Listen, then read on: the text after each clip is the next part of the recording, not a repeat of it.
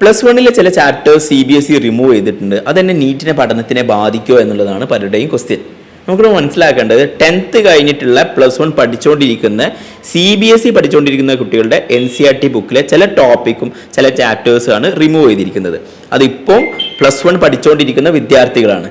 അപ്പോൾ ഇവരെ ഒരിക്കലും ഈ വരുന്ന നീറ്റിന് ബാധിക്കുന്ന ചാപ്റ്റേഴ്സ് അല്ല അത്.